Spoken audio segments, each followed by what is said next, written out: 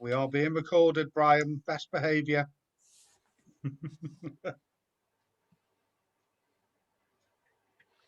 Good evening, everybody. Hello. Evening. Good evening, Andy. Good evening, Brian. Good Zoe. evening, Zoe. Good All right, evening, Zoe. Tony. Evening. Happy days.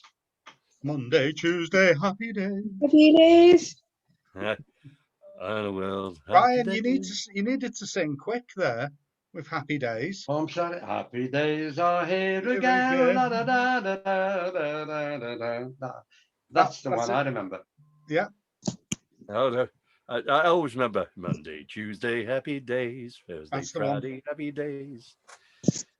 Right, we are You now didn't get live. Good versions of evening, that anyway. everyone. Evening, Zoe. Evening, Brian. Evening. Evening, Good Andrew. evening, everyone. Evening. Hopefully, Paul will be joining us in a minute. And we have got a special guest tonight who will make appearances every so often. What do you call a dead parrot? Ah, What do you call a dead parrot? Polygon. Da da da da da. hey. Hey. So we've invested in a talking parrot. Well, I won't go into the details, but I did see a very surreal thing on Talking Pictures TV last night. Sid James was billed as being in this film called The World of Budgerigars. Now, it was like a film strip that had been shown in schools. And I'll be honest with you, the best thing about it was actually Sid James. But the guy who was introducing it, while he was informative enough, I can't have feeling that if I'd been a budgie, I'd have been bored to death. But it was actually quite informative about how budgies should be careful not to make any sudden noises and how to get them to talk and how to tell what age they are by the patterning over the beak. So I did take in some of it. All I heard most of the time was from Sid James, yeah. We had God two bless Sid budgies. James. We had all sorts of pets as children. We had tropical fish and goldfish that we acclimatized to go in with tropical fish, and they're huge compared to tropical fish, goldfish. They seem to grow an awful lot of extraneous fins, some of which are vestigial. They're not really working fins; they're just part of its decoration. Yeah, and we had two cats and we had two budgies and a dog. And my brother, bless him, used to let the budgies out on a Saturday night when we were watching telly, and they'd fly around, but they couldn't fly very far because we haven't got a big house, and they've never really lived a flying life outdoors. And as this budgie is flying lower and lower around the room, our dog just looks up at it and goes, "Oh!" Oh. plucks it out of the air. I always remember we had a cat called Snoopy. Now, as Snoopy is definitely a dog, for those of you devotees to Charlie Brown Peanuts, it takes an explanation. The cat came to us in the May of 1969, and it was because of Apollo 10. Because if Snoopy and Charlie Brown, or Charlie Brown was command and service module, and the lunar module was Snoopy, so it got called Snoopy. And one thing about Snoopy is its favourite place to sleep was on top of the television set. As big old cafe. Proper deep. They had depth back in those days, didn't they? But I mean, it'd have no look now. It'd have to be like a tightrope walker walking along the top of the set. But I do remember that every time we sent out to the television rental company, DER, for those of you who might remember, we had to get asked, oh, by the way, can you use your vacuum cleaner? Why? Your set is full of cat hair. That's why it doesn't work. So all the time, the cat, and you could try and dissuade him from going to top of the set, but it wouldn't work. Warmest place in the house. It's warm, wasn't it? Yeah, that's the thing. In fact, on a couple of occasions, we had visitors, and we thought we had some kind of cat sculpture on top of the telly until he stroked it and found out that it actually was a cat. We said, what we used to joke and say, it's there to keep the telly warm. We had budgies and we had goldfish, and we had all sorts of pets. We had a dog called Shep, unfortunately because of John Noakes. Get down, Shep, get down. Well, I used to love John Noakes when he'd say things like, hey, we're gonna climb the north face of the Eiger, or something like that, or Valerie's never been the same since I went off with the Red Arrows. You know, I loved it because it was really interesting. And Valerie would show you what to do with your old biscuit tins, and Oh, they made yeah, Tracy Island, didn't they? Tracy Island was the big one, wasn't it? I felt that was actually the most ingenious thing that Blue Peter could have done. The editor of the program must have had a brainwave. Biddy Baxter. It was Biddy Baxter, yeah, who apparently was very, very right and proper and a very particular lady, you know. And to be honest, I've seen Blue Peter recently, and it's just like another kids program. It's just like, hey, wow, let's do this, you know. It's not the same as it was, is it? It used to be No. better back in the good old days. Yeah. They're too busy trying to be hip now. Hey, now on Blue Peter, we're going to show you how to rap. You know, I mean, Well, what you do is you fold the two corners in towards a point. while holding your finger down on the You get center. double-sided sticky tape, Andrew. So, Yeah, you know, not sellotape. Yeah. double-sided sticky tape. Anyway, yeah. before we play any music, I really desperately want to know what Brian got up to last night, because Brian seems to get himself into the most remarkable places and events, Brian. And I'm sure I saw a picture of you with a 7-foot naked man last night. I So know. could you explain? Well, Well, he start wasn't at the quite beginning. naked, but he was semi-naked, wasn't he? Big chap. Well, he That's was. 7 foot Well, tall. except for he had his little shorts on, but he was a wrestler, right? Yeah. And damn good one. Quite ferocious when you even just looking at him, you know. But in the ring, he was like really fast. My grandson, he teamed up with another guy.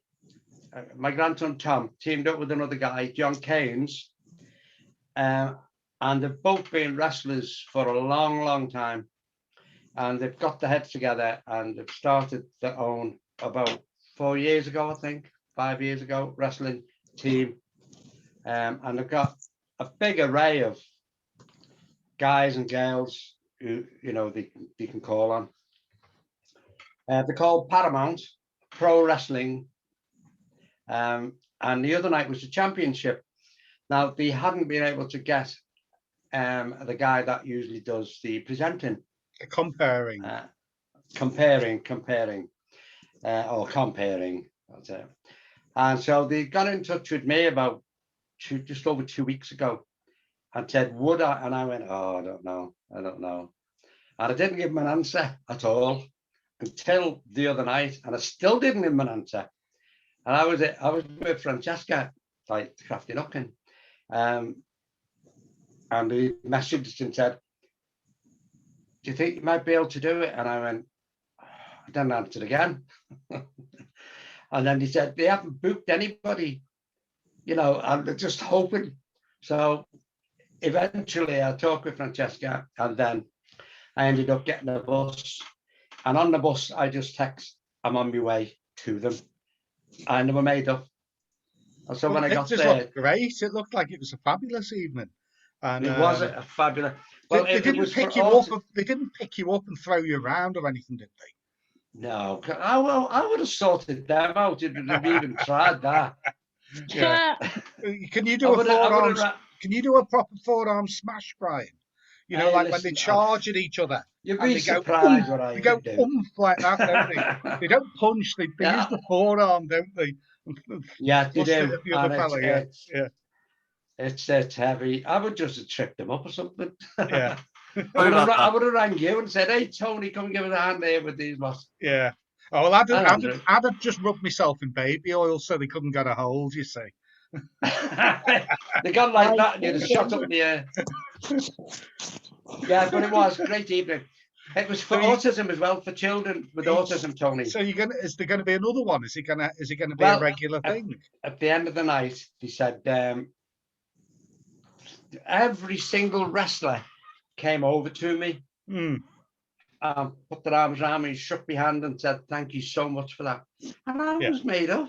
So which corner won? In the red corner or the blue corner? Which corner won? They don't have a red corner and a blue corner, Tony. Don't they? I don't think so. Well, maybe they did last night. I never noticed it. They do. They always have a corner, don't they? Yeah, well, it's a corner, but they all had like blue pads on them. Ah. Oh, you see.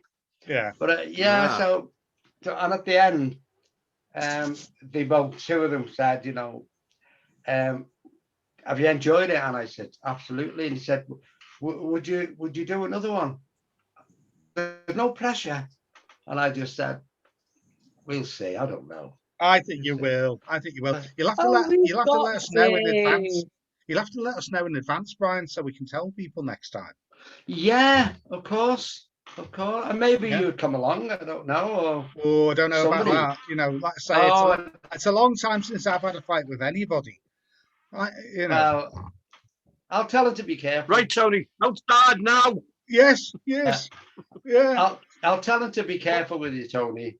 Be gentle. Did you ever Yeah. have a fight at school, Andy?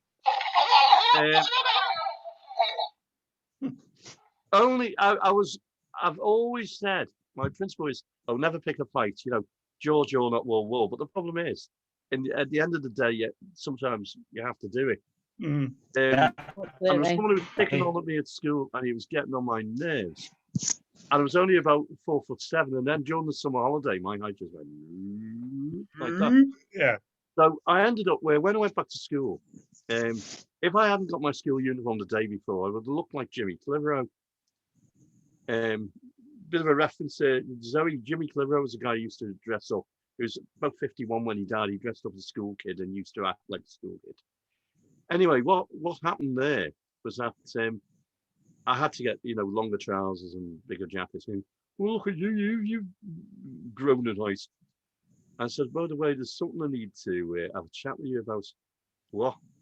I said, we'll walk this way. So I kicked him one where it hurt, and then I kicked him again. And unfortunately, I'm not very proud of that, because, you know, if you hit anyone, it's because you run out of good ideas.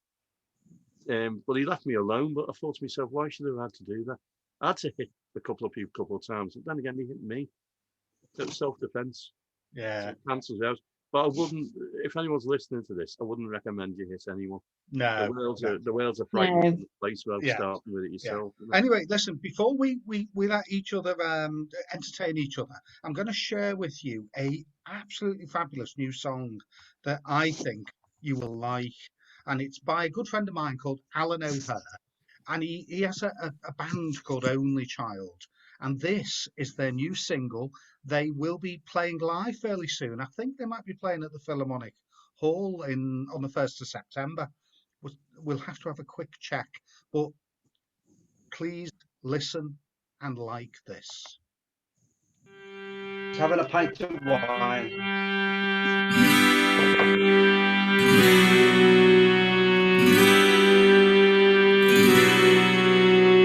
Peterloo, Petersfield and Manchester 1819 in August, 4 women and a child, and the band played on.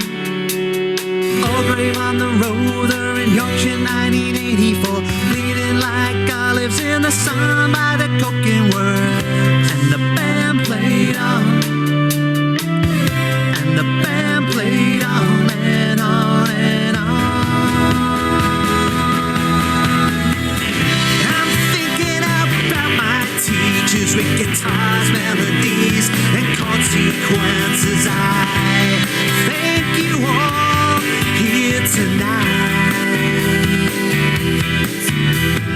Penal laws in Ireland and Scotland in 1650. Take the land, take it all, call it genocide. And the band played on. Clearance in the Highlands, ruined crops in the 18th century for landlords who put paper before people. And the band played on. And the band played on and on and on.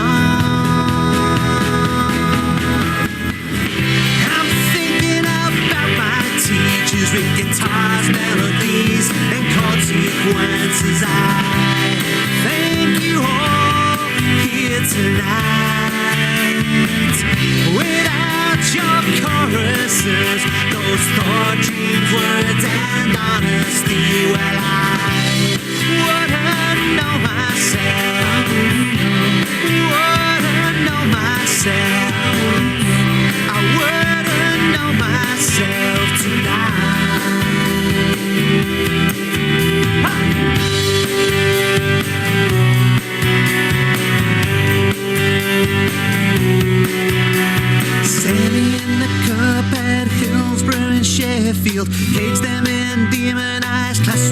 the courtroom, and the band played on. Talk stood in 1981 in Brixton. Riley Muff antagonized, sedate them all with heroin. And the band played on.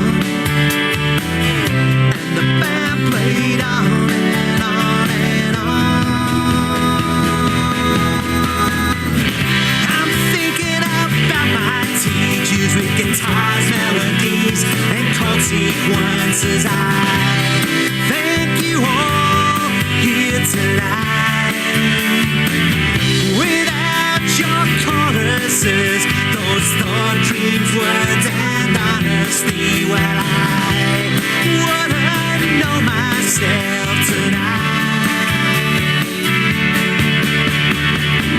I'm thinking about my teachers with guitars, melodies, and chord sequences. I thank you all here tonight.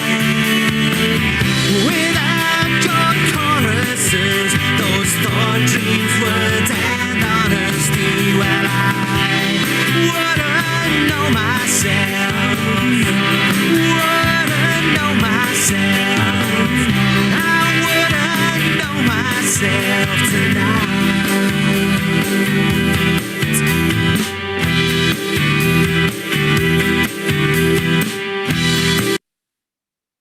Well, hopefully we like that. Mm. Really good, You isn't know, I it? thought that was at first. Go on. I thought that was Dave.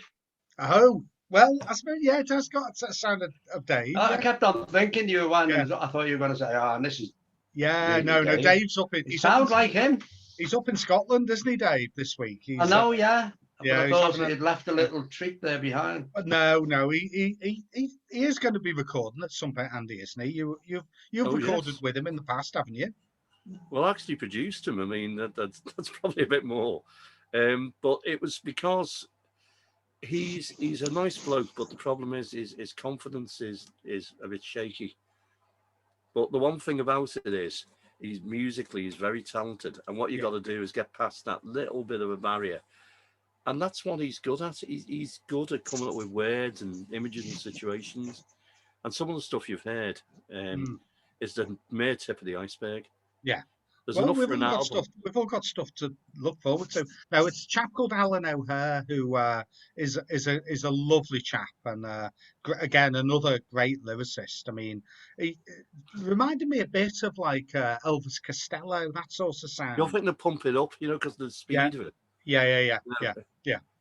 Because it was like a litany the way he was singing Yeah. it. Well, it's a bit like "We Didn't Start the Fire" by Billy Billy Joel. Joel. It's got that type of Absolutely. yeah. But it's a cracker. But Only Child. I mean, they play with the string quartet. Amy Chalmers and the Liverpool String Quartet often play with them. John Lawton usually plays guitar with him when they play live. So do keep a look out. I'm pretty sure he's launching the album on the 1st of September. I think at the Philharmonic. I don't know if it's the pub or the hall. We'll have to find out. But something to look forward to, isn't it? Yeah. Yeah, I Actually, mean, Andrew, Absolutely. talking of something to look forward to, what are you doing tomorrow night about 7:30? me. Yeah, tomorrow. What are you doing? I'll be with you. And John Hall. And John Albert Hall.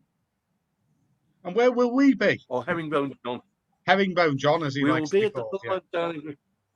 The Philharmonic Well, Dining what Hall. it is yes, we'll be there to see Mark Sebastian de Lacy, who executive produced our project, our E&D Hall project. So as it is, Mark's one of these people. He's really, really, really good, and he's launching a new band as well, which is Sebastian. Paul and the Valley Paul Marauders or something, isn't it? Yeah. Well, yeah, I think we've got that in the right order.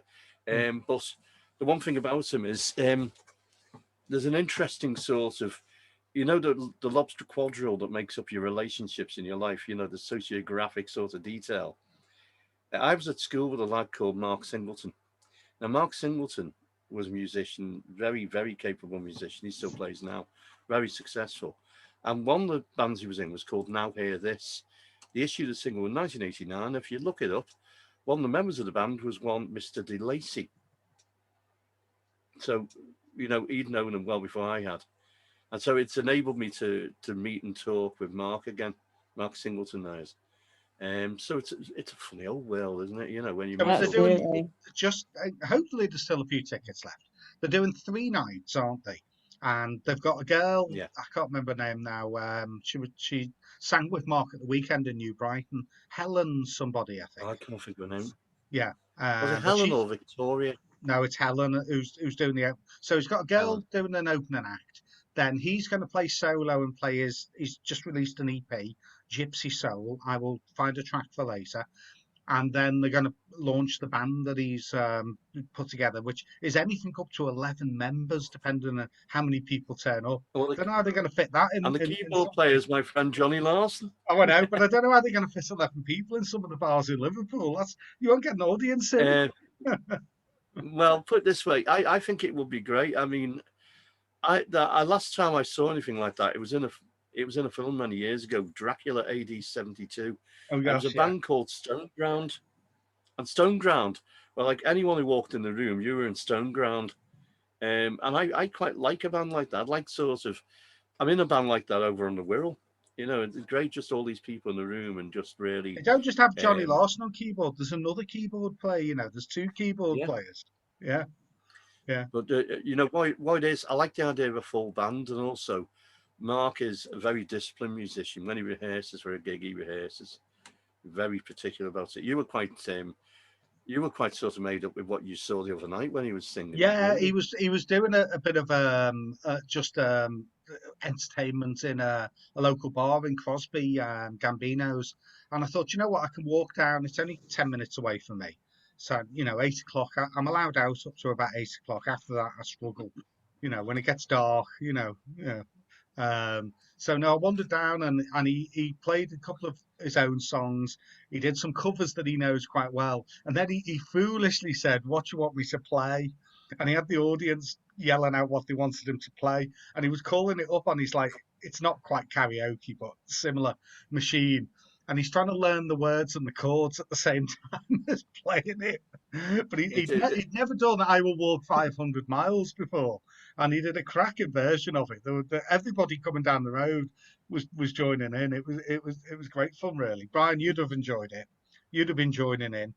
We've seen you on a Friday night getting up and joining in with bands and like karaoke type setups. Yeah, Oh, I do. just I wait for enjoy the- it. I never plan it. It's just, No, I know. it I know. just happens, Yeah. If I'm sitting there, I'd sit quietly having my pint, and then there'd be a little nod or a little wink, or like one guy he'd be entertaining on the stage and dancing, and then he'd do a dance off the stage, dance around the room, and then dance over to me and lean over and just go, "You're going to get up, Brian," like that, and then walk away. Yeah. And then he'd dance back and say, "What are you going to sing?" And I'd go, "Oh." And then he'd introduce me then. Yeah. So it was nice, very impromptu, nothing planned. At least you can do it, though, you say. I mean, that's the thing. I mean, it doesn't happen to poets quite as much, Zoe, does it? There aren't many places you go out in the evening and you go, "Oh, there's a poetry night on in here Yes. tonight. I'll pop in and read a poem." I mean, they tend to be pre-booked, aren't they, the poetry nights? Yeah, isn't that right, Zoe? Well, you do, or those that aren't pre-booked, you can get into a bit of a difficulty, really. Because the problem is, though, the length of them. Is that you can always guarantee there'll be one, and they'll go on for too long. It won't sound like a poem. Yeah. Well, good news on the poetry front, and acoustic music is also allowed. Hence, anyone who can play acoustic music. The Hightown Poetry Night is starting up in the Hightown pub, 7:30 on the 3rd Thursday of the month. My good friend Sally Ann Tapia-Bowes is taking the hosting role, but I'll be there, and Colette, who helps, will be there. Sally Ann's husband Alex will be there. We'll have the PA system. So 3rd Thursday of the month, 7:30 in the function room at the Hightown pub, right by the railway station.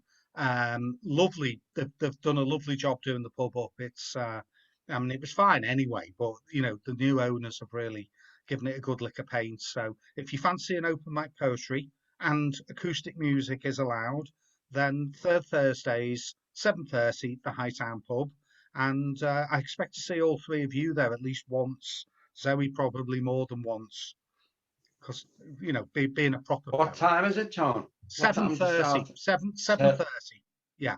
Till Oh, when? it runs for 2 hours usually because I Not mean, so late. anything normally everyone does Yeah. either one or two poems or songs in a round, you know, and it always goes Yeah. round twice.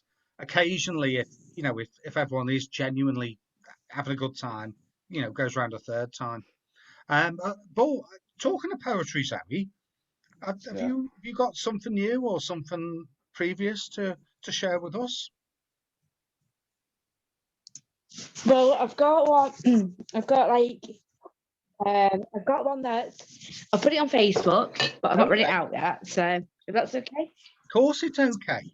This is the nice thing about little social things like this. Gives us a chance to try something out. And if it goes down well, you know that you're going to do it again, don't you, really? It's a bit like a dress rehearsal. Absolutely. Yeah. Feeds and comes, feeds and goes, in a world of strangers. Who is friend, who is foe? Feeds and comes, feeds and goes. Shop windows beckon, doors open. You step, will he step back? Will the virus spread? Feeds and comes, feeds and goes. Glasses clink before moon is empty. No longer slow dance. We share smooch between lovers. Feed and comes, feed and goes. Was it worth the cost? We're 5 deep in the funeral. Another sad goodbye. Was it worth it? Was it worth the cost? Wow. That's very much of the moment. We like that.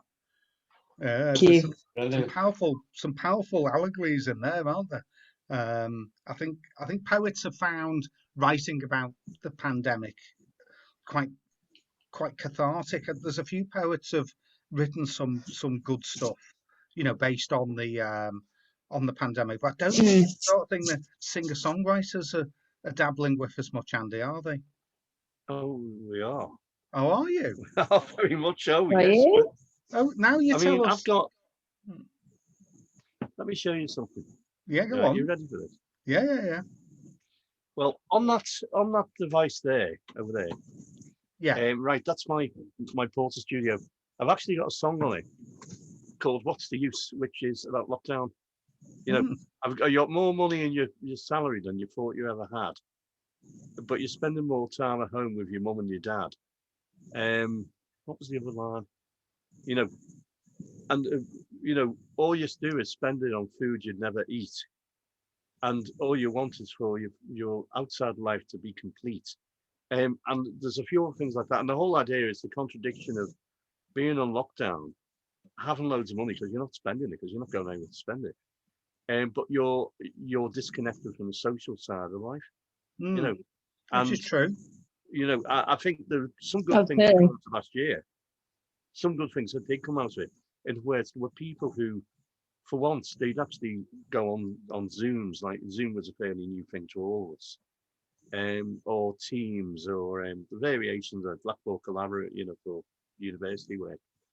But you miss the nuances of meeting someone in person, and you also miss the fact that you've got part of meeting someone is the intimacy, and they use the word advisedly, of having someone in the same room, sitting down with a cup of tea and saying, you know, hi, how are you? And reacting to them in person. Instead, it becomes a bit two-dimensional, and that might be a disadvantage. But I think there have been some advantages where there'd be people sitting out in the garden listening to birdsong, and there was more of it last year than I ever heard. Oh yeah.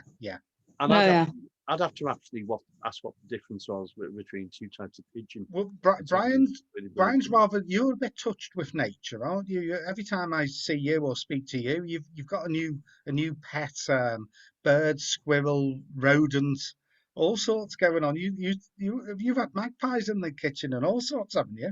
Oh, not magpies, blackbird. Blackbird. Yeah. It became so tame. I'd leave little trays of food out for them, and gradually I bring them closer to the house. And I was in the living room one day, and I came in the back kitchen and there was the blackbird flying around my back kitchen. Yeah, they've You now know. they've got a lovely song, haven't they, I Blackbird? just loved them. Oh, every night and every morning he was singing. But a couple of days later, I went out to by where the bins are, and I opened the side gate, and there on the floor was a little blackbird all to shreds. Oh, Oh. Somebody had got it. oh, Somebody had got it. And there was another one there about 4 weeks ago on my front lawn. And that's was cats it all the time. Cats, you think? Yeah. Oh, yeah. Yeah. They just they used my the garden on the left-hand side of my front door, they use as a walkway. And no matter what I've done to block it up, they just rip through. And there's some like big tomcats, big ones. But you have a squirrel that comes and eats almost out your hand, don't you? Well, I'm going back about 5-6 weeks ago, and I just in my back kitchen. I just come out the back kitchen and I looked across, and you know those chimney pots that you had on the top of the houses, and then I've got some in the garden that my daughter gave me. And when I sort of looked like that, and at the base of them, I just saw this funny shape. I thought, what the hell is that? And so I slowly walked over, and I had my camera in my hand, my phone, and I went, and it was 2 baby squirrels. Right, so I thought, I wonder if, and they never moved. So I thought I'll leave some food out for them, you know, blah, blah, blah. But the pigeons come down, and the wood pigeons, and they take everything. So I walled the area off with a bit of YMS and that, you know, to keep them safe. But anyway, I never saw them for months, well, for weeks and weeks after that, until I saw one hopping along the fence last week. And I call him the crafty nutkin to Francesca. I'll say, oh, the little nutkin running along my fence. Anyway, I left food out for that. It was hung upside down trying to get it, but because it was only a baby, it couldn't quite reach. And so it decided to go along the fence and in the tree, and off he went. The following day, I was on my little sun lounger by the back kitchen door, just had a cup of tea, and I had my arm on the arm of the sun lounger. And as I just looked through the space between, I saw a shadow. And I went, what the heck is that? And when my eyes focused, it was a bushy tail, right? And I went, oh my God. So I got my camera out quick, my phone, put it on camera, and I just turned it just in time to see it was the squirrel. And the squirrel had turned away from me, and it was walking along the little patio. And in its hand, 2 little hands, it had a tea bag, right? And it was like pulling the tea bag. Addicted to tannin and caffeine now, squirrels in Everton. Right? And when I realised what it had done, it came and it took my tea bag out my cup. Yeah. Did it ask for milk and sugar to go with it? I said, clear off. The tea bag's enough. You're not getting it. You got to let me milk and sugar as well now. Yeah. Yeah. No wonder grey squirrels are more prevalent in this country than used to be. I know they are. Yeah. It's all the tea bags. Yeah, he actually took the tea bag out my cup. That's cool. That's cool. It was. Yeah. Oh, brilliant. It was brilliant. Now, young Mr. Hesford up there, did I see you had a guitar somewhere about your personage? Oh, no. Oh, yeah, that looks good. That looks good. Does it work?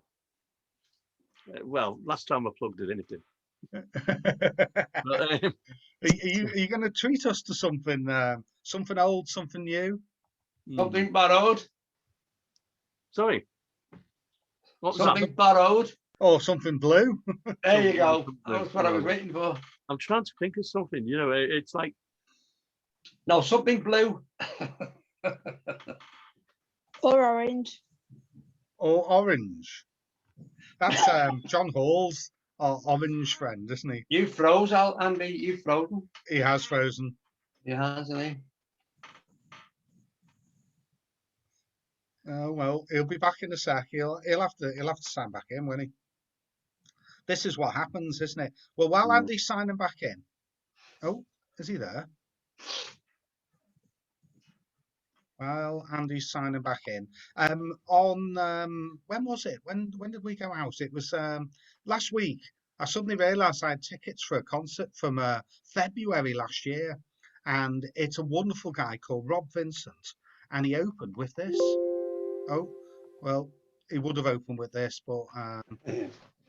as usual, I haven't checked that I've lined everything up in my playlist. So just bear with It us. proves it's live, Tony. It proves it's live, doesn't it? Yeah. That's it, and that's far better. Yeah. No, I've done something with where my music's stored. I tell you what, one of these days we'll get organised and we'll know what we're doing. We'll know what we're doing. Well, this is all fun anyway, Tony. Isn't It is all fun. Exactly, Yeah. Brian. Absolutely. There's- Exactly. There's nothing wrong with a bit of ad-libbed fun. No, No, absolutely. No. Yeah, for a live audience, you know, you got your guest singer freezing out of the digital environment, and you're thinking, oh, let's play a great song. Apart from you haven't got it saved in your in your playlist thing. I've got. You can always just make a song up. I wish I could just make a song up, Zoe. I'm sadly unlike people who can do that, like Andy can. I'm not that with it. Tell you what we'll do. We'll see if this one will play. No, we are having a moment here, aren't we? Oh, we are. This is something different.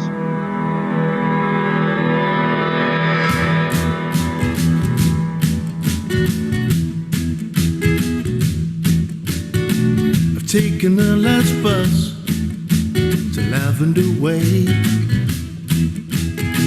Don't wanna make a fuss, I've called it a day on Lavender Way. From a so-called friend who's got plenty to say. My earring has to bend when life goes astray on Lavender Way. It's rich tea, sympathy when he recalls memory, always feeling life is wearing him down. Wallows in his misery without a sense of dignity, always blames the neighbors getting him down on Lavender Way.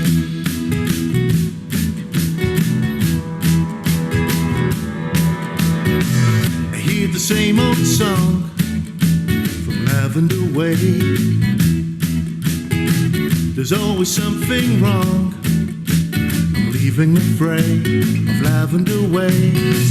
It's good to be back home, what more can I say? I'd rather be on my own than wasting the day on Lavender Way. Rich tea, sympathy when he recalls memory, always feeling life is wearing him down. Wallows in his misery without a sense of dignity, always blames the neighbors getting him down on Lavender Way.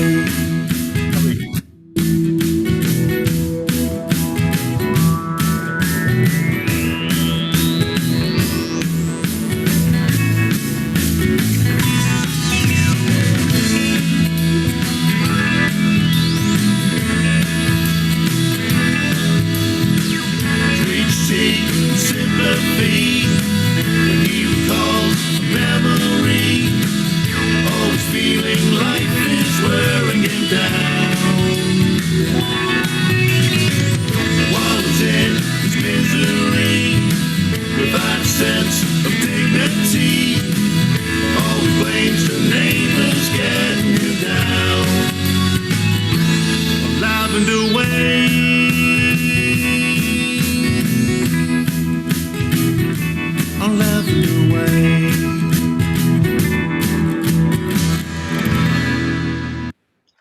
is the very wonderful Lavender Way from the album April Moon by Shadow Captain, who are fabulous. I hope you like that, Brian. I had that- did. I had that in Really, and your, I love the way very it drives along. got like a lovely 60s sound. I thought you'd like that. It has, yeah, and Yeah. it just drives along. Yeah. So we'll find Rob Vincent. We'll find Rob Vincent for later. But Andy and Yeah. I, very luckily, because I basically bought tickets last February. He was going to take my son, and now he's got a girlfriend. He's not allowed out. You know, I'm sure we've all been there, and or boyfriends, of course. You know, for those that go that way. You know, like any of the girls, really. And the thing was, though, it suddenly said you must bring your ticket with you. I thought, what ticket? I don't remember having a ticket. Ah, I knew I'd paid because I had the receipt. So I had to email the people running the event, say, look, I bought this ticket a long time ago. Oh, tickets, because I bought two. And can I get in, please? Because, you know, I prove I'm real. I bring my ID with me. So they put us on the guest list thing. So I rang Andy up and he said, oh, that sounds like fun. So we went to the Bombed Out Church first, didn't we, Andy? Yeah, which was good. But trying to order a pint of lager and a lager shandy by an app. It took 15 minutes to get the app to order a pint of beer. Yeah, Sick. wouldn't mind, but it's like you know, I'm getting used these days to like a detached way of living. You know, where you order something where you don't actually see anyone anymore. You know, until they come to your table and then you run like mad. Yeah. So it is. I'm kind of getting used to it. I'm not sure I like getting used to it, but What are you going to sing for us, Andy? What are you going to sing for us, Andy? I'm glad you asked that, Raymondo. I'm going to have a go at this. Now, it's funny. Over the years, I end up where I actually have loads of songs, and sometimes I keep the data printed them. Now, this one is dated the 16th of March, 2001. This one. And it's Baker Street by Jerry Rafferty. Now, I can't do the saxophone solo, but if you want to, you can. Well, we'll do it on our Bolivian nose flute. Again. No, Yeah. I actually reckon you should play the Paris. Yeah. Okay. Okay, let me see if I can remember the intro.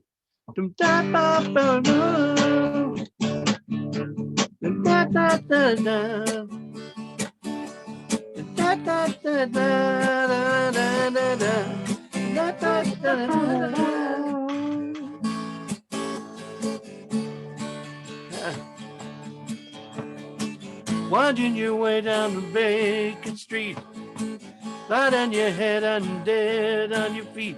Another crazy day. You're drinking out the way and you talk about. Never mind, I won't play that because again, my eyesight's gone worse and the print is very, very small. I wear reading glasses for things. I was enjoying that then, Andy. Yeah, that was really good. Well, that's Yeah. very sure. That's a forthcoming movie. Yeah. I know. Do one of your own that sort of Actually, Hamilton something Square. no, I'll tell you why, because I don't know. I did it for a few years, but then you kind of get bored of your own songs, and you end up doing something else. You know, it sounds strange now, but as you put me on the spot, and I am, Yeah. Yes. right, I'm going to find a capo because then I can perform this one. Yeah. And when I can find a Oh, capo. wasn't Katie Nicholas rather good as well? The young girl who was Nicholas is great. the support act for Rob Vincent. I mean, because she had the Nervous. unfortunate thing of the lights from the stage guy. The angle he had them at were causing her and Rob quite a few problems being able to see the audience. I think at one point they had the thought, am I playing to an empty room? And then eventually everyone clapped and she realised we were there, didn't she?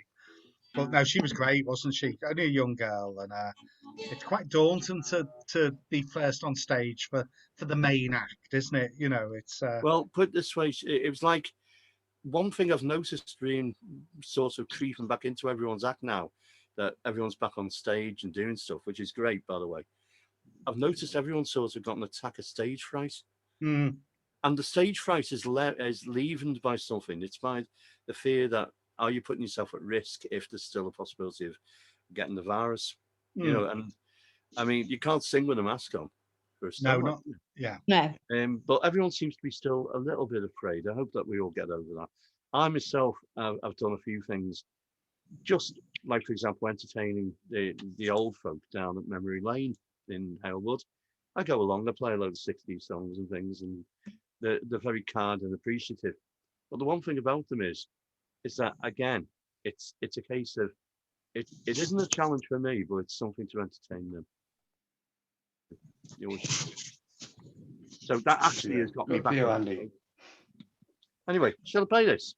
Please do.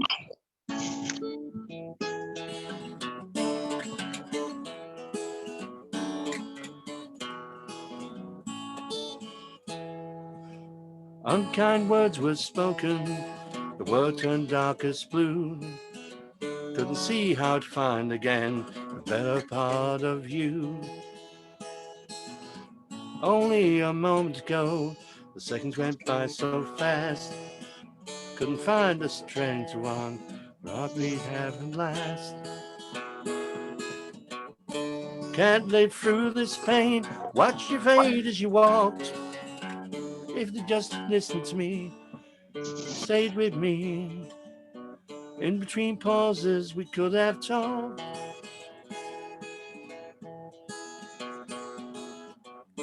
Please don't unfriend me, come back and mend me. Don't leave me on the cold, it's getting late. Remember, I'm growing old.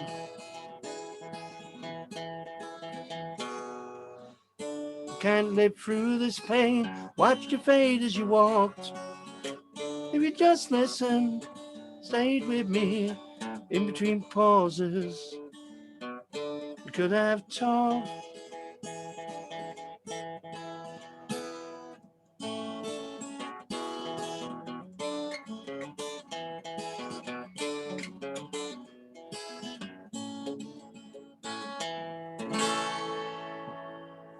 Lovely that. Lovely.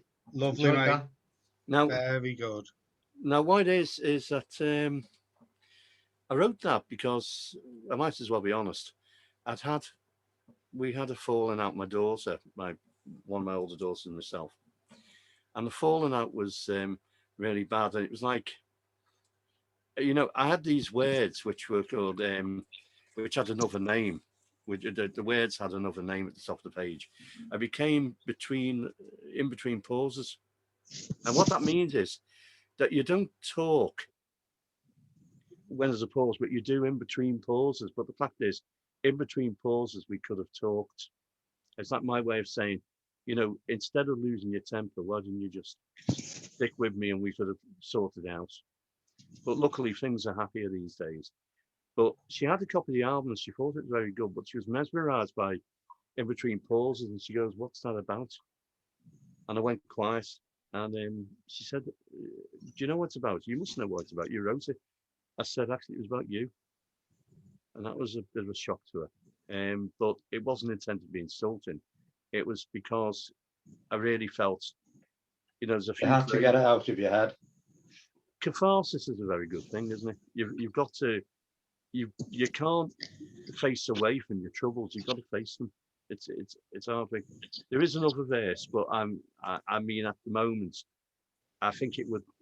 There's a bit in like, if we can kept in touch, whatever it took. These people had motives, and you were deceived because of someone who was actually putting a flea in her ear. You know, but I couldn't remember all the verse, so I decided to omit the second verse. You know, Well, the thing at the moment, though, a lot of people haven't performed a lot for a long time, and whereby if you perform every Saturday or every regular period of time, you know your words sink in, don't they? But if you've not performed for a year or two, it's getting on for 2 years for some people now, isn't it?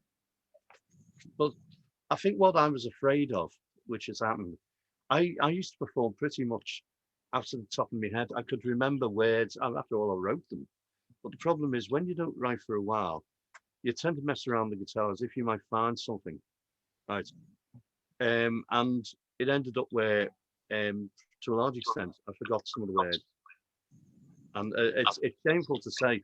I'm sure I'm not the only one who's ever felt like that. But it just feels. when you do your live singing, Yeah. and you're doing a Frank Sinatra song or something similar to that, have you sung them so many times you genuinely know all the words, Brian? Or do you sometimes have little black spots? Yeah, it's funny because Andrew will probably know this. There are some songs that are ingrained in your brain, because you've listened to and you've sang to yourself and you've played Absolutely. and they're there. There's other songs when people say, "Can you Yeah, go you on. know this one?" And then you go, "I'll have a go." And sometimes it's a good help if there's a karaoke and it's on the screen. Yeah, That yeah, helps. But even though it's there, you don't use it yeah. because you know Any, them anyway. But it's just like a little prompt. And anyway, go on, Andy. no, I was about to say, I find the problem with karaoke singers is, you know, with the certain phrases and the split over, the scansion of the words doesn't Yeah. match the changing in the chords. And there's some idiosyncrasies which people forget about, in that the person who wrote the song may have actually been, you know, they've ended up with something in where they didn't actually intend it to rhyme, or they intended a joke to be in there. And they're like, they miss it, they sort of don't emphasize it, or for that matter, they kind of ignore it. And I've heard many songs sang really, really well, and you get the impression that's the only song that someone can sing. But many times I've heard someone sing a song and they like the song, but they haven't got the flow it needs. That's right. I know exactly what you mean because I've heard. I mean, some of the songs I do, I've heard other people do it, and it's a different pace, and it's just too fast or it's too slow, or they're not listening to the pauses and watching the full stops, and there's no phrasing, there's no proper phrasing, isn't it? You know. But Brian, if we put you on the spot right now, and said sing "Fly Me to the Moon," would you sound like this? Fly me to the moon, let me play among the stars. Let me see what is like on Jupiter and Mars. In other words, hold my hand. In other words, baby, kiss me. Fill my heart with love and let me sing forevermore. You are all I long for, all I worship and adore. In other words, please be true. In other words, I love you. Hit me! Blow that horn! Blow that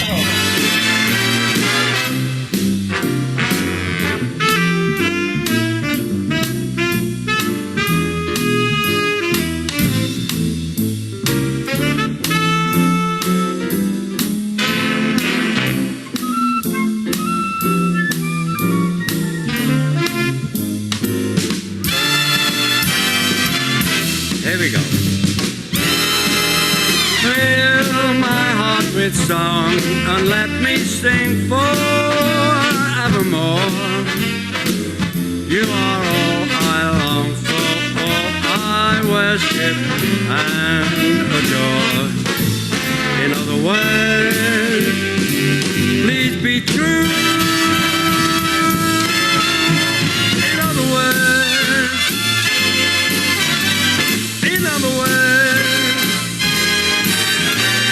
I love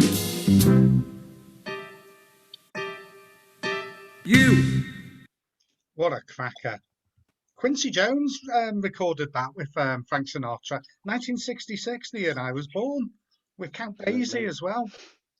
You live and learn, don't you? Yeah. Andy, you're on mute. In 1962, when Frank Sinatra came to this country, he came to record at Pye Studios in Marble Arch. And there was a record producer called Alan A. Freeman. Oh, Not Fluff the to Alan his Freeman, friends. not him. No. And what it was he'd heard how particular he was from the likes of Nelson Riddle. Mr. Sinatra doesn't like this, Mr. Sinatra doesn't like that.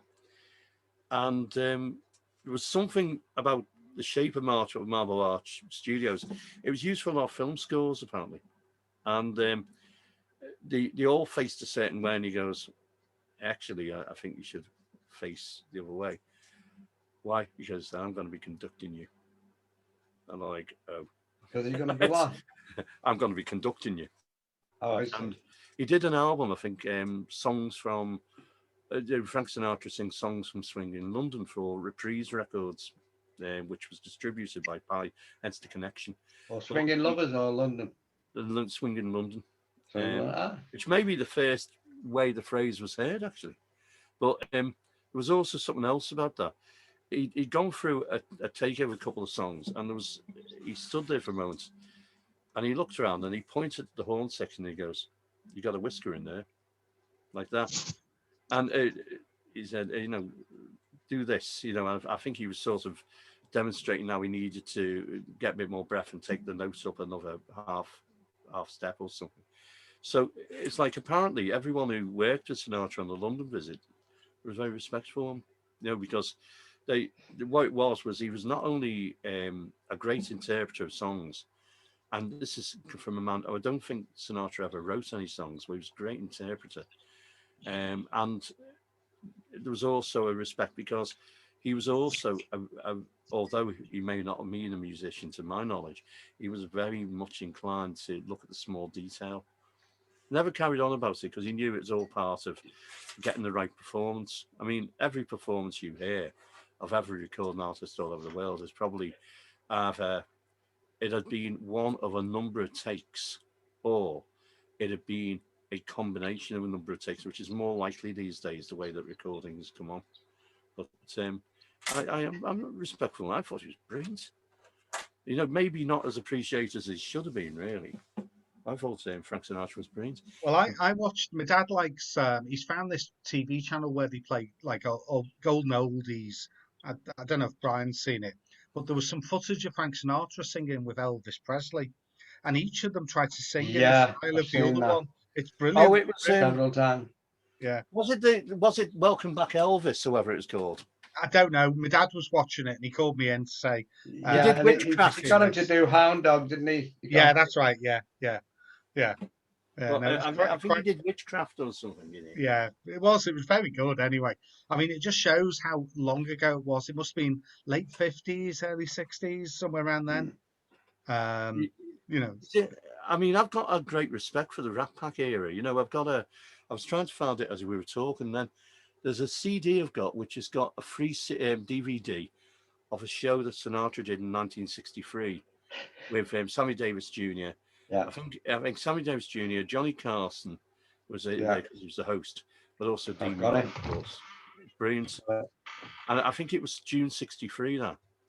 And the one thing about it is that song interpretation, you get people who get close to it like Michael Bublé or Harry Connick Jr., but Sinatra certainly had a grip on his talent. I think it's just until his health failed, which is where the story ends, unfortunately. But I actually have a great admiration, and people, unfortunately, these days don't actually think of Sinatra in terms of That's Life or, Strangers in the Night. They think in terms of New York, or LA Is My Lady, because they were the later recordings, There's a lot more to Sinatra than, I like all the easy, the slow ones. I love all them.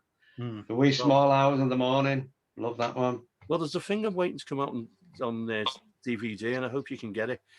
Network DVD have actually done a series of DVD sets based on ABC television from the 60s. And on one of the sets is Sammy Davis Jr. Meets the British, which is actually a great one. Apparently, the details of the actual program are that he lost his temper because he was wearing a lavalier mic. The type of mics weren't like small at the time. They were like carrying around a tube of Smarties around your neck. Yeah. And he lost his temper with it, came up with a few swear words and threw it on the stage. And it cost the best part of £1,000 to get the mic, but he wouldn't use a standard handheld mic, you see. Although they had to replace it because he'd broken the mic. But the show is very good, and do get to see it. It was recorded the 11th of June 1960. Incidentally, exactly a year before I was born. But if you look at the Sinatra show, which is coming in a later volume, that's from '62, again from the visit to the UK. It was at the Royal Festival Hall, and it's wonderful. I think it is around the web somewhere, but it's great. I mean, I love the idea that someone hasn't got to try too hard to perform. He made it look easy. Oh yeah, well that was the thing, wasn't it? I mean, he was consummate, professional, really. Zoe, have you, while we've been yattering away, have you managed to find another piece of yours you'd share with us? Have you got, what you've done Actually, it's several times? quite close because whilst you've been talking, Yeah. I don't mind if I've actually been doing a bit of writing. Have you now? Blooming heck. Okay.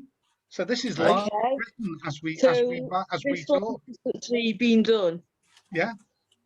If you want to hear it. We definitely want to Yeah, hear. defo.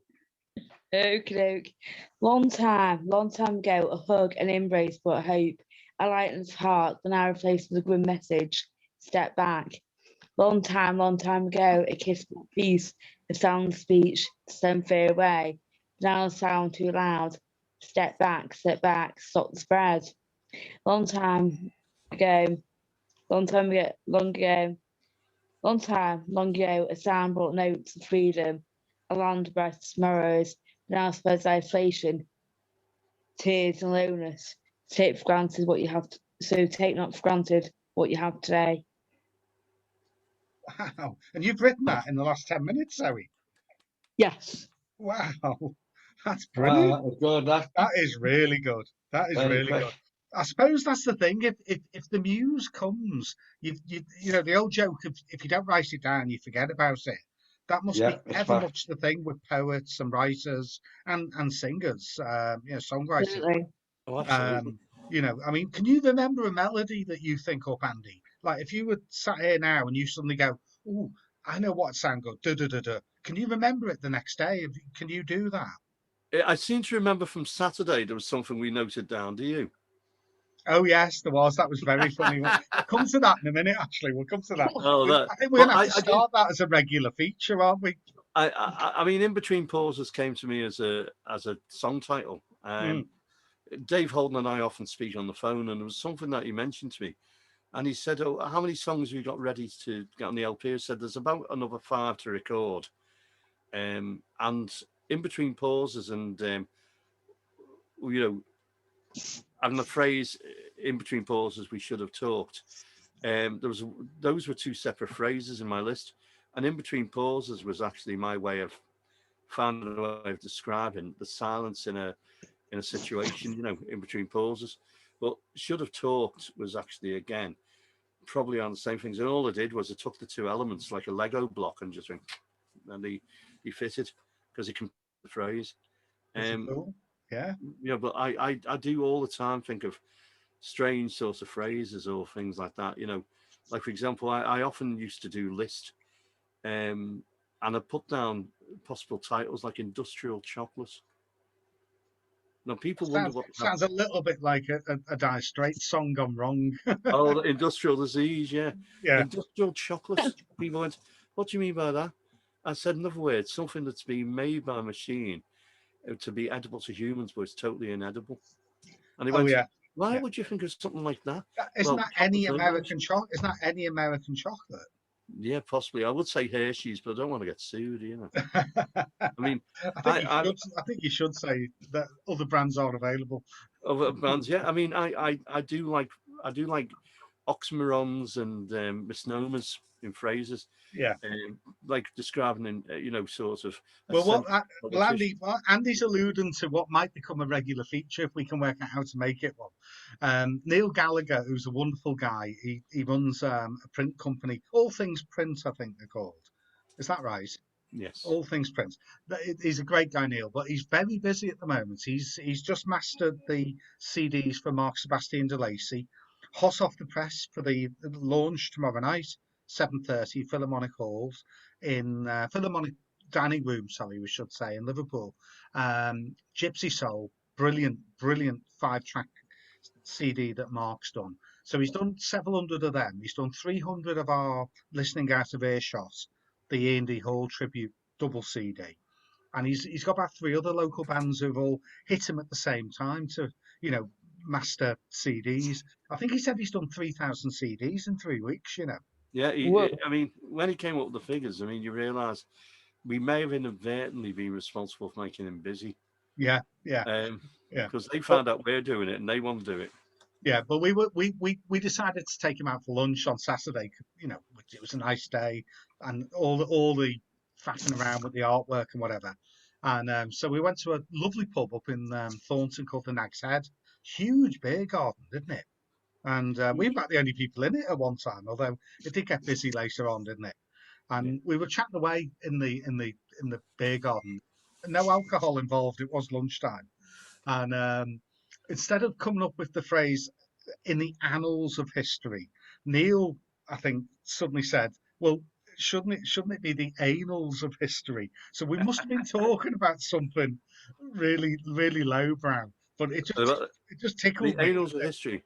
The annals of history, the bottom end of the conversation. Oh, It's like when people write about, say, ancient Rome or ancient Greece and knowing the kind of bacchanalia they had.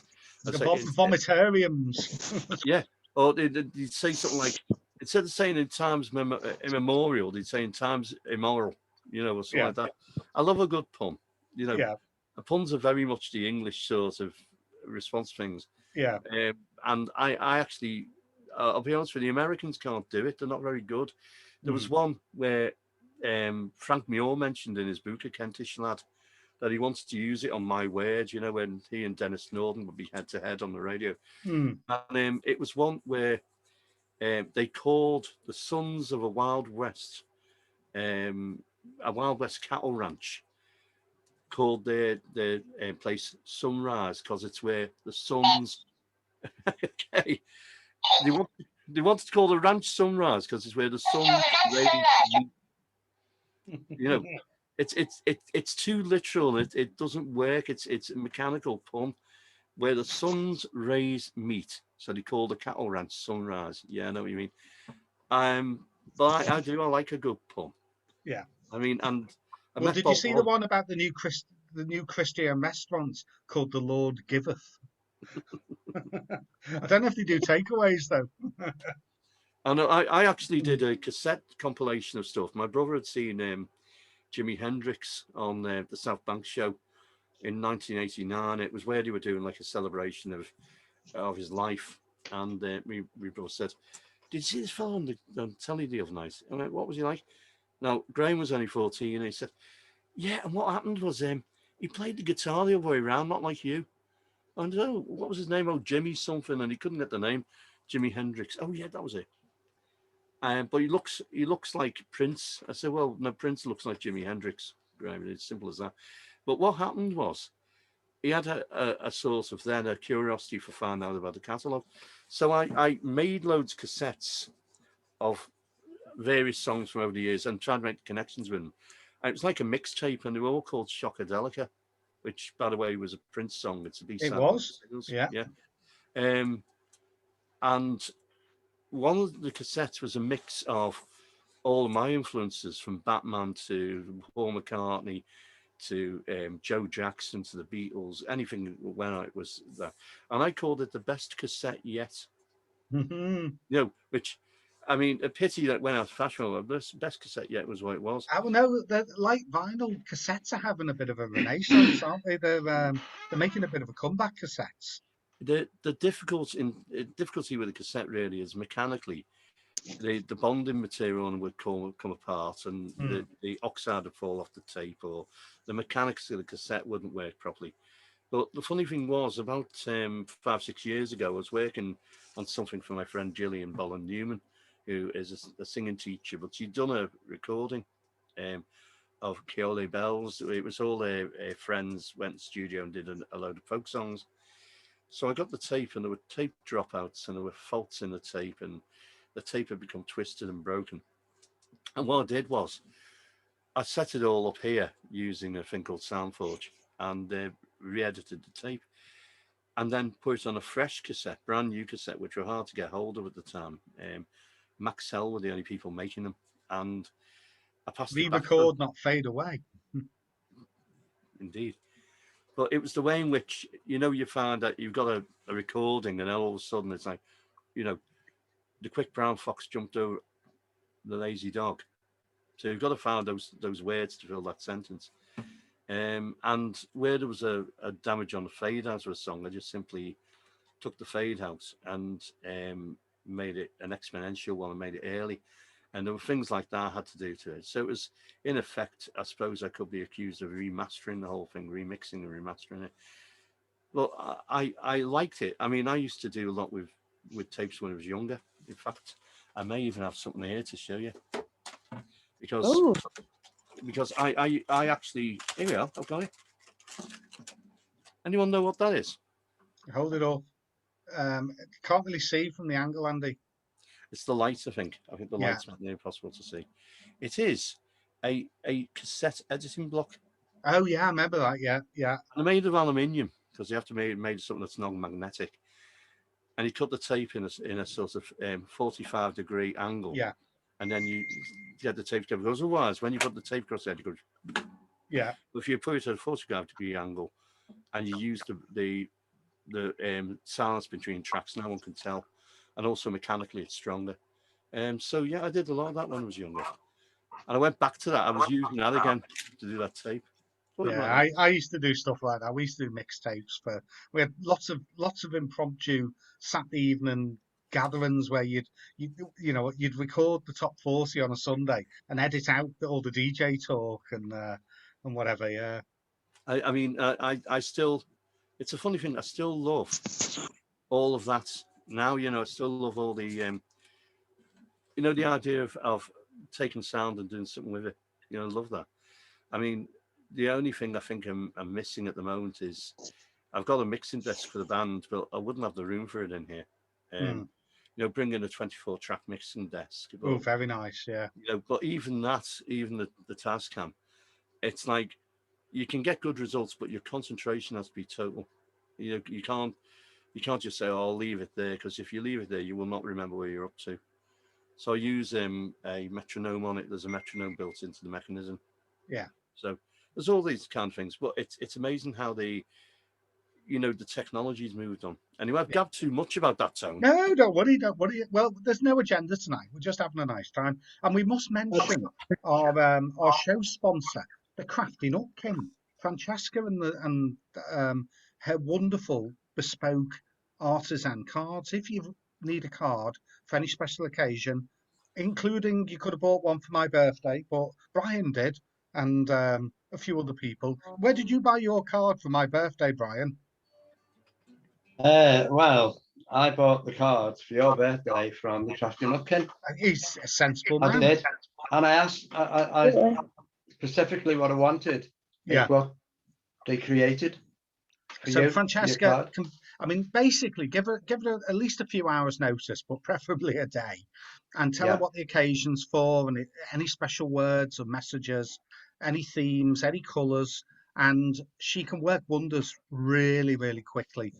She's got a very active Facebook and Instagram page. I think she's working on either an Etsy shop or a website at the moment. Brian, is that right? Yeah, she's on something like that, but whether she's going to change to something else, I'm not sure. Yeah, I'm not clued up on all that. So yeah, well, she's a local girl working hard from home, trying to find something to do, in these difficult times, and she's obviously very creative. Got an eye for colour. Her designs are very, very clever. I mean, they're all cut out. Well, they don't have to be, but the ones I've seen so far they're all cut out. So she must be there with very tiny scissors, like a little elf in the workshop. Yeah. She's still like 3, 4, 5 in the morning. I can imagine. I can imagine. I mean, I think she got, when I was there the other day, she got 11 orders in. Oh, well, brilliant. Yeah. Well, I'm going to sit down And I think we all should do this. You sit down and you work out whose birthdays are coming up, who you buy a card for other occasions like Father's Day, Mother's Day, Easter, Christmas, all of those things. Make a little list. Get in touch with Francesca through Facebook, the Crafty Nutkin, and say, here's what I need in advance. You know, give it a bit of time. Place an order for what you need in advance. Saves you going around the supermarket buying the rubbish that is all they've got at the last minute. And we've all done that. You know, I mean, I bought Christmas cards the other year well in advance, and I thought, great, I've got some good Christmas cards this year. And I put them down somewhere, and it came to December, and I thought, oh, I'll like them Christmas cards now. Could I find them? No. So I went stupidly out to a local supermarket, and there was next to nothing to choose from. I was buying cards and thinking, how do I get away with this one? You know, how can I give this card to someone as a present? So, no, think on. Support someone local who's doing something wonderful. Find the Crafty Nutkin on social media, place your orders, and support a local artisan.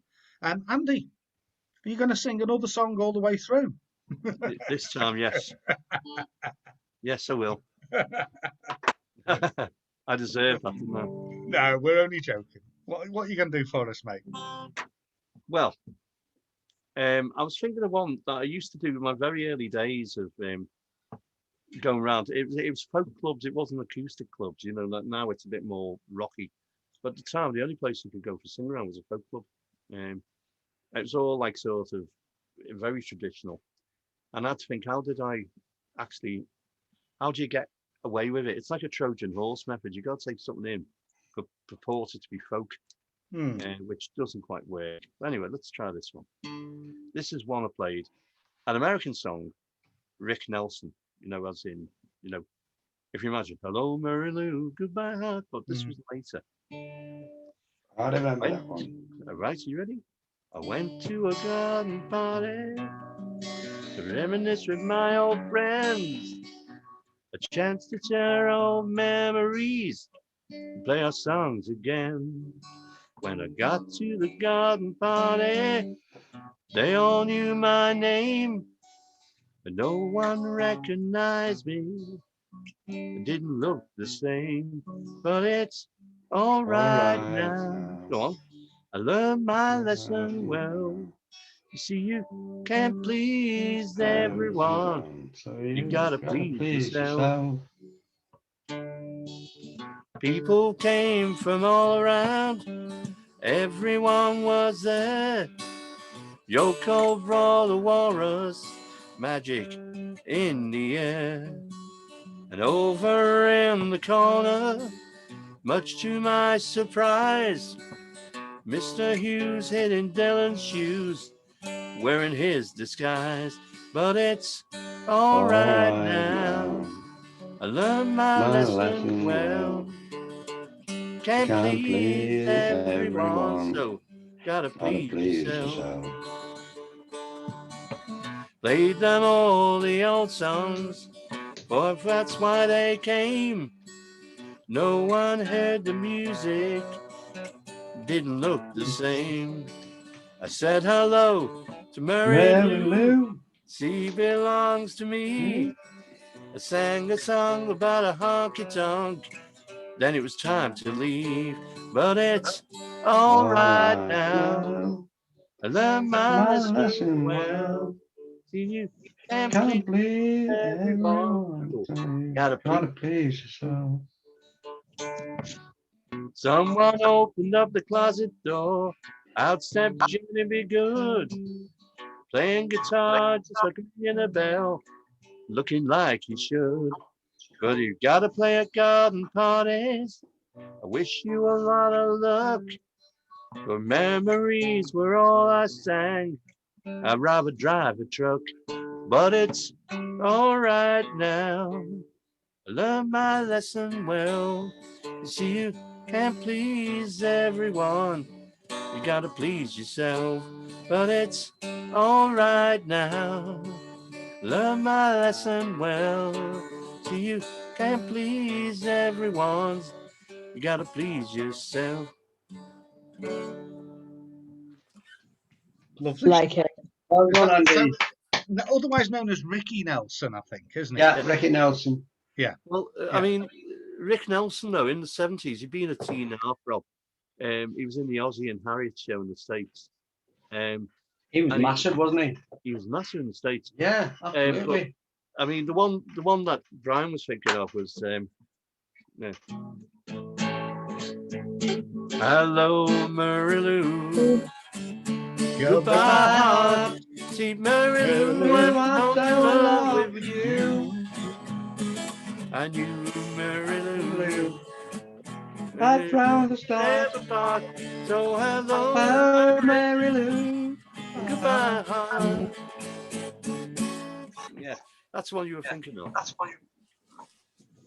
Well, I mean, you know, I actually felt when he remade the 70s and he did a lot of rock and roll. So it was a bit like Mike Nesmith leaving the Monkees. I thought you were going to put it up then and do a Presley then, reading that. I thought you were going to.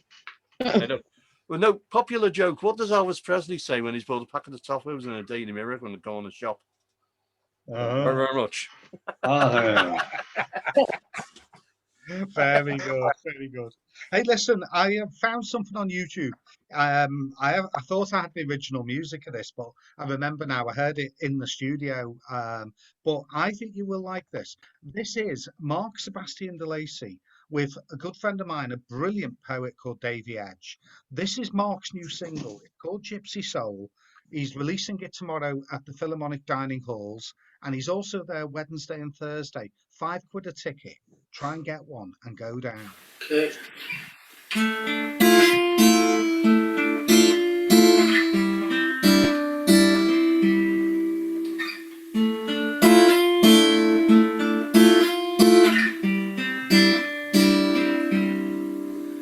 Summer's come, summer's go,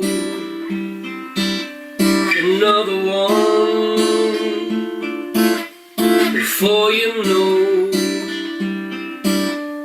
close the door, make me warm, keep me safe from the storm. Don't let go, and you will know my gypsy soul.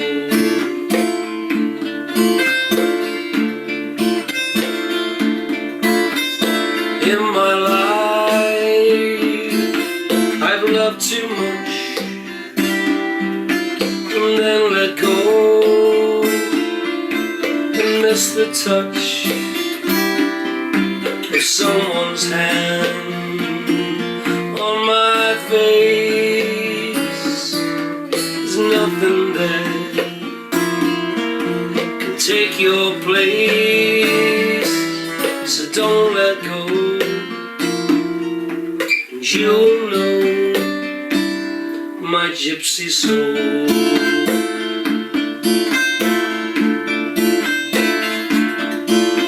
Lifetime on the road has let me see.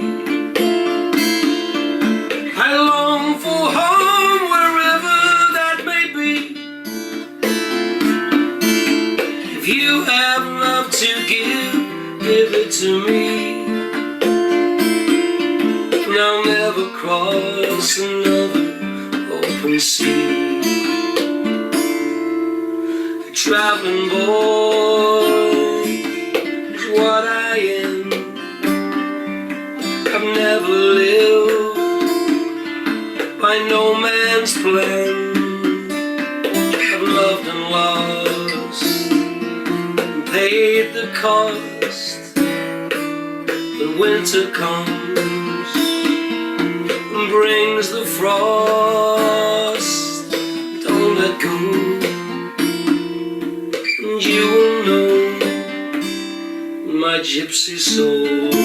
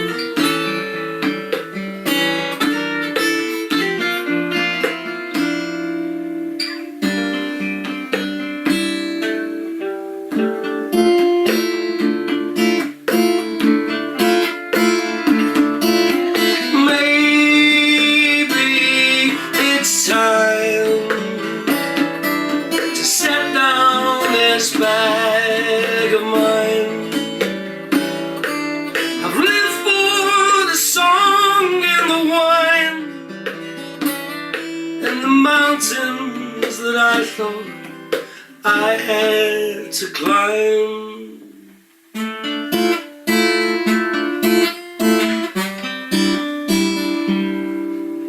Winters come, winters go, another one before you know. Close the door, pull the blind.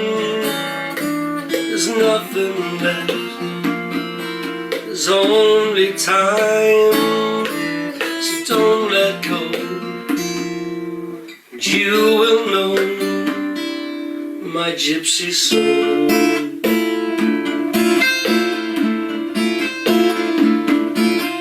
Don't let go, you will know my gypsy soul.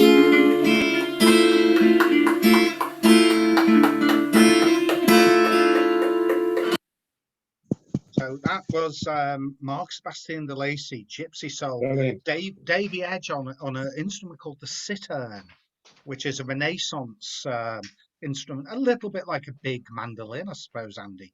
Yeah. I mean, the one thing about Davy Edge's stuff, I mean, that's he does a thing called Songs from the Midnight, I think it's called. But I think that it's like any round the campfire thing where you actually feel inspired by it.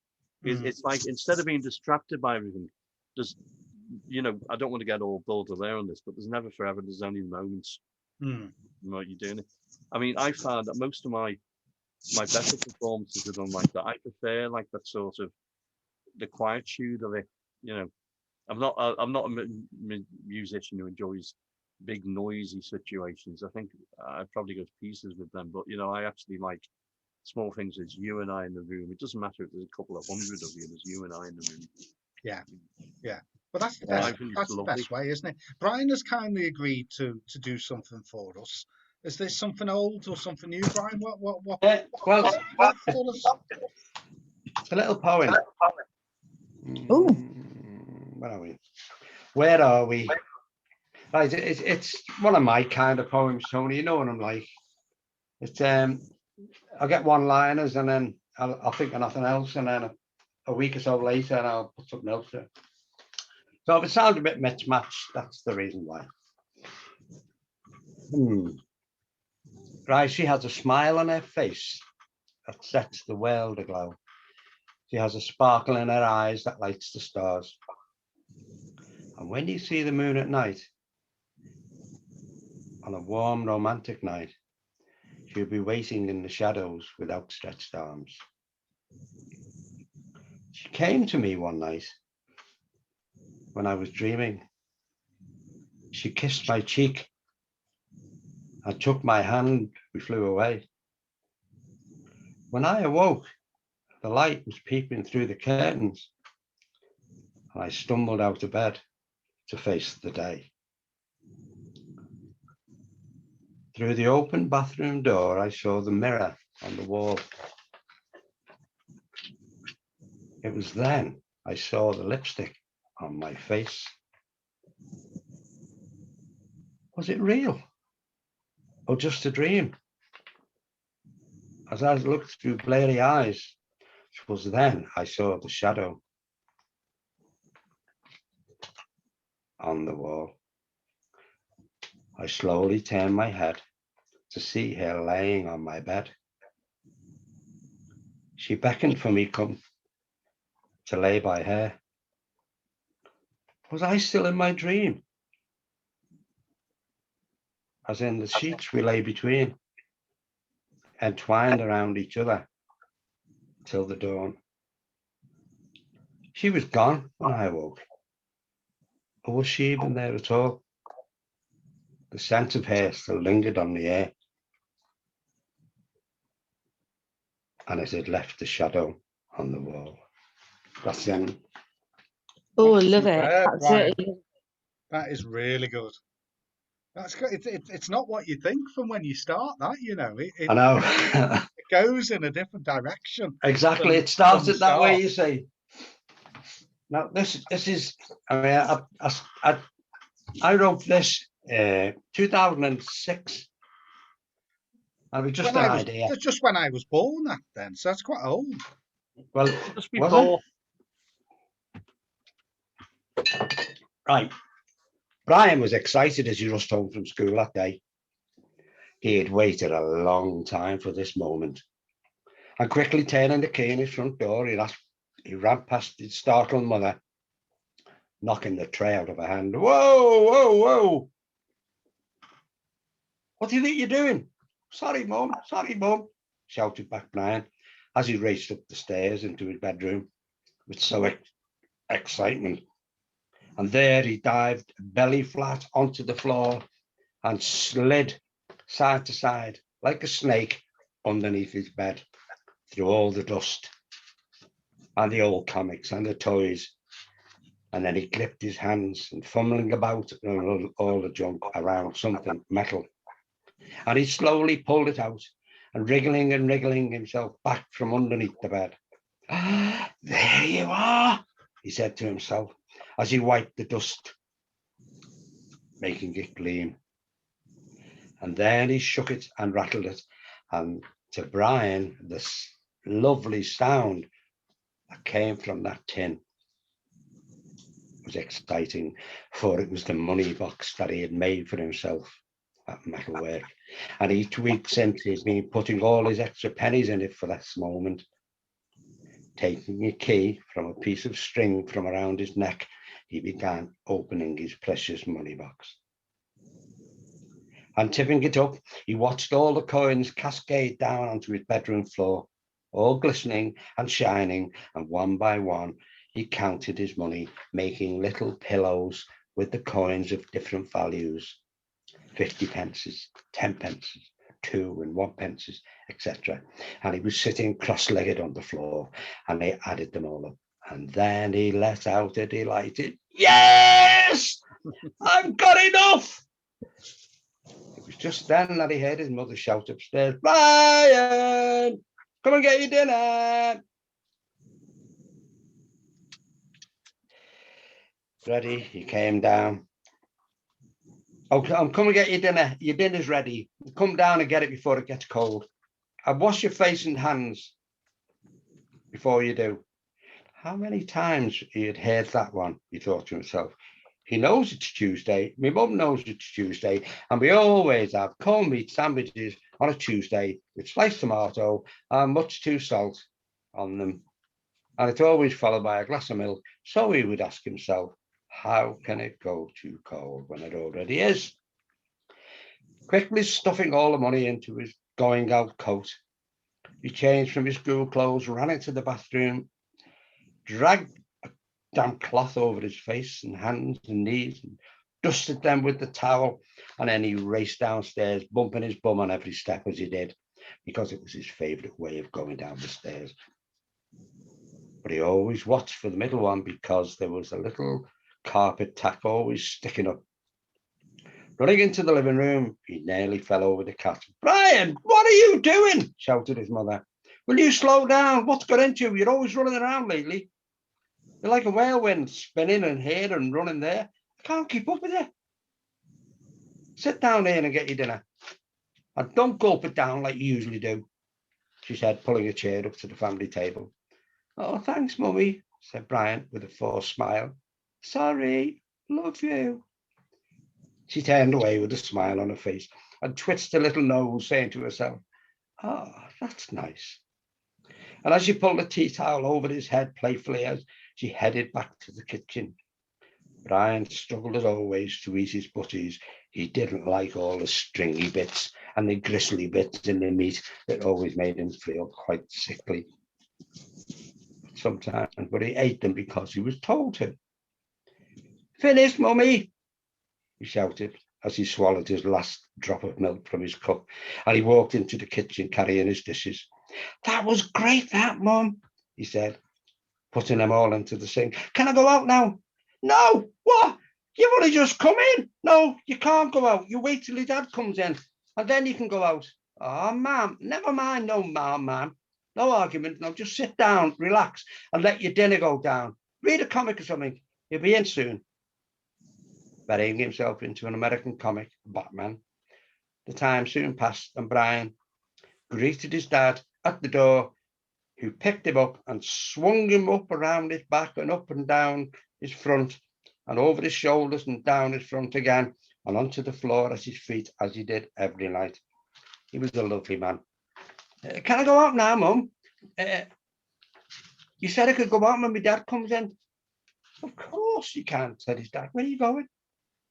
I'm going to the pictures, Brian replied. I've been saving up for weeks. What's on? Asked his dad. I don't know.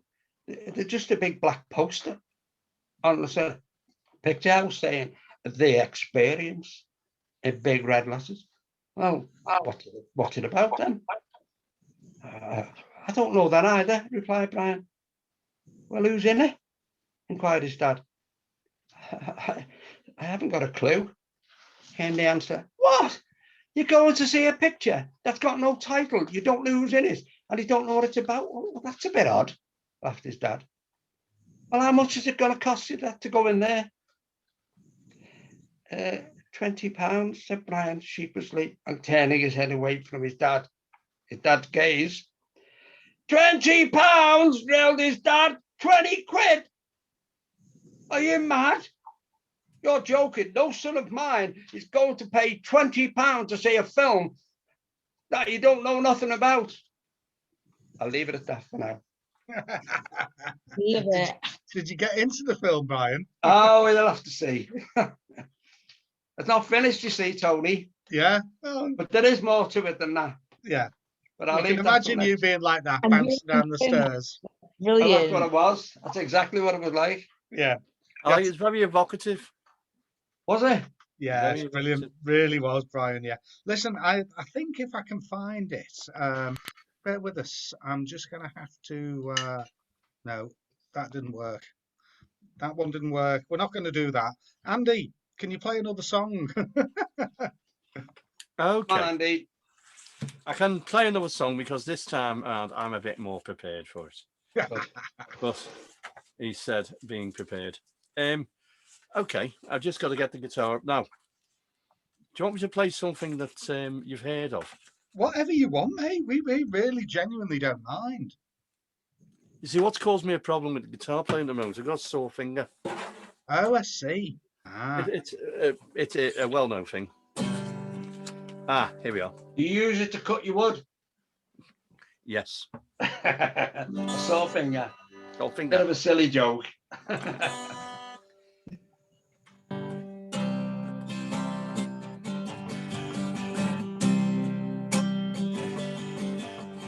Dirty old hole in the side of the road for the man who cleans the streets. Open pub doors where the working class people go. Written on walls where the cats never crow, or the glass along the top. The man I was born there, I'm gonna walk right back. Cause the fine town, it's a fine town. I'm coming home. I've been so lonely, I've been too long away. Cause the fine town, it's a fine town. I'm coming home. I wish I'd never made up my mind to stay.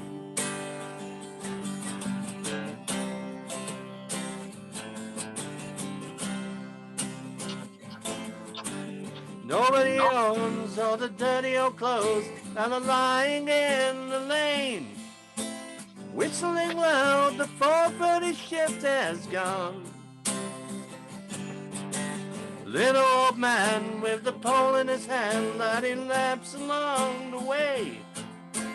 Hurry back there, I wish I'd never gone.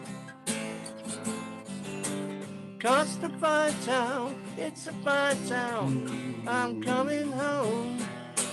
I've been so lonely, I've been too long away. Cause the fine town, it's a fine town. I'm coming home. I've been wishing I've been late of mine to stay. Cause the fine town, it's a fine town. I'm coming home. I've been so lonely, I've been too long away. It's a fine town, it's a fine town. I'm coming home. I wish I'd never made up my mind to stay.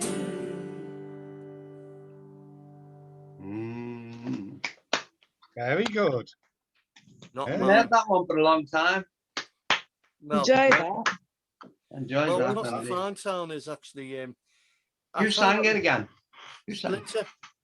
Who? Splinter. Now, what it was. Oh, was Splinter. Splinter.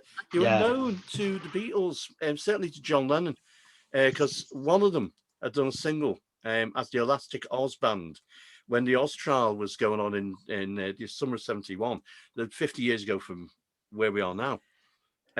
But he got together, two of them, as Splinter as a duo, and he did a track for a film that was being made by Apple Films. And then they came to the attention of George Harrison, who was forming his Dark Horse Records. And he had this song called Costa Fine Town. Everyone thinks it's about Newcastle upon Tyne. It isn't. It's actually about a road in, I think, part of Scotland called Costafine Road. But in dialect, it sounds like Costafine Town. That's where it's from.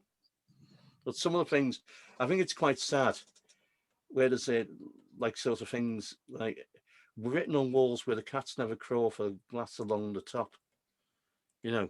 And yet there are people who at that time were actually nostalgic for a world that was fast disappearing. You know, it's quite interesting. And I went to the Don McCullum exhibition. I think it was at the Tate.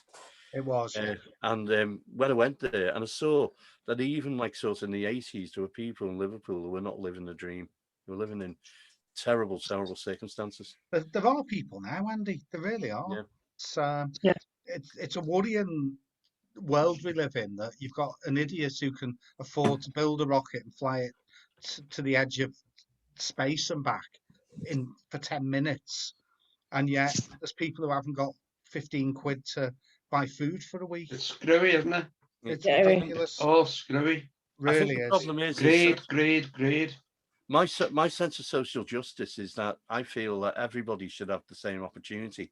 Yeah, I suppose it's socialism, but I mean, the fact is I do not understand why we've got a world in which the things that I've seen over my years as a nurse, as a person.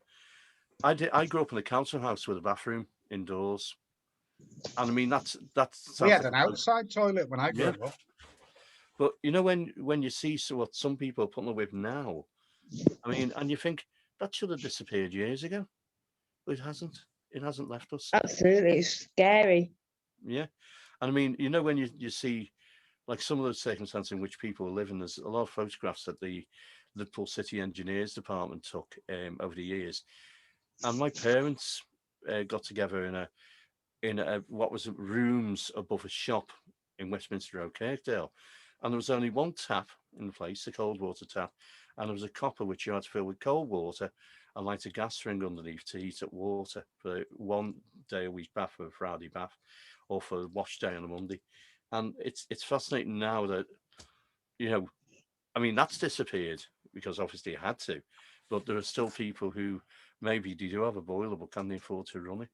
You know, it's Sadly true. I lived in a house in Bootle, in a flat, and there were several stories in there. But the one that just come to mind now, they used to have a big boiler in the bathroom, and when whoever wanted to get a bath would have to go and light. Oh, the Ascot. It was massive, massive, and you'd have to go and put your lighter in and try, and it wouldn't light, and sometimes it would, and then it'd go boom like that, and then it'd all fire up. Then you get a nice hot bath. Well, it happened each time I went in, you know, but I'd learned how to do it. Anyway, when it was everyone finished work, and like on a Thursday night, I think it was, and I wanted to go out, so I thought, check the bathroom, door was open. I'll go and get my soap. I put my soap, my towel in the bathroom so that anyone I come in could see. And then I went upstairs, got something else, can't remember what it was, And I went to go back in, the bathroom door was shut, and I thought, Christ, that was quick. So somebody's gone in the bathroom. I thought, oh, maybe they've only gone to the loo. And I waited, and I waited, and I waited, and I waited. About half an hour, 30 minutes, 35 minutes, a bit more. Kept on pacing back and forth. And the next minute, the door was shut all that time. And then the next time I looked, and the door was open, ajar, just about a foot, if that. So I thought, oh, great, they're finished, they're coming out. I'll be able to get ready to go out. So I waited, and the door still didn't open anymore. So I waited, I waited. So in the end, I ventured to go down the stairs to the door, and I pushed the door, and it was solid. So I pushed it again, and I pushed it again, and I pushed it right open. And there on the floor was a young girl that had collapsed out the bath. So got in, opened the windows, dragged her out, and I sat with her on the bottom of the stairs and wrapped the towel around her. But saved her. Gosh. There was gas fumes. Really? Now, later on, and this is fact, that same boiler, there used to be a young lad lived upstairs with his dad, right? I lived on the middle floor, and his dad had gone in there. Now, I'd left by this time. I'd been gone, left a few weeks, and the dad had gone in there and tried to light it, and it blew up. Dear God. And set him on fire. Oh, my. The son heard him screaming and come running down the stairs, and his dad was like in a terrible state. I'll bet. He couldn't get to his dad because the flames were shooting up the stairs. Dear me. So the lad had to climb out the top window. Right? I know where the house is. It's in Bootle. He climbed up the top window and stood on the ledge, and there was an aerial, and he held onto the aerial, and the aerial snapped, and the young lad fell down like 3 floors. Oh, gosh. You know, and landed on the wall down the steps. But he's so lucky. But his dad didn't survive. Like, Oh, You know, so Not a it good just story. that just reminded me of all what you've just talked about then. So yeah. apologies for that. I The think fact is, though, you know, you see such hardship. And I mean, I think because everyone feels they're all right, they don't think about other people in this respect. But Yeah. hardship is crushing. yeah, no, it Because really there's is. no opportunities in your life when all you're trying to do is survive. Anyway, Yeah. listen, let's cheer ourselves up. Andy and I had a good night out the other night. Bam. We saw one. didn't Refresh the page. 4 in the basket. Got 'em. Paid. Now all that's left.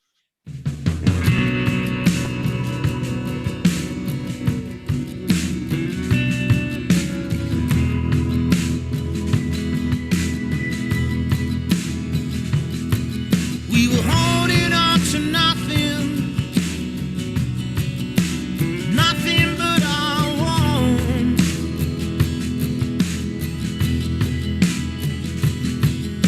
Scared of each other's shadows.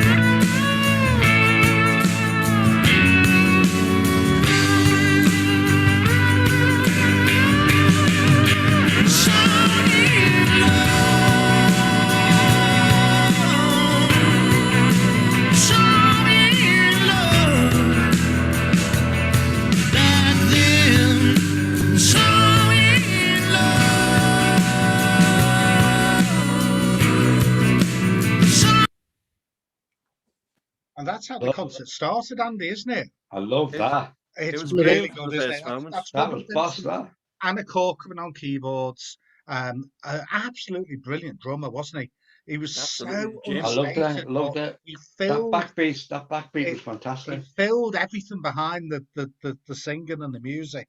Absolutely brilliant. Young lad playing slide guitar.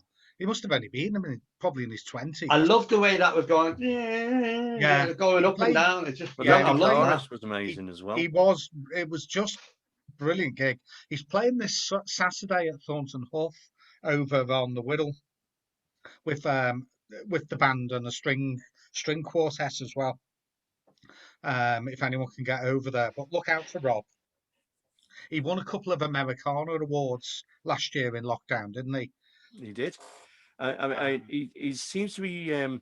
He's quite closely mentored by Bob Harris, as a Yes, Whispering Bob. Whispering Bob. And yeah, and now the Grey Whistle Test.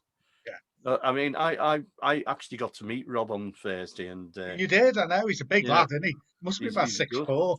he said he was going to sign the CD in gold marker. He said, Yeah. It's all self-aggrandizement, isn't it?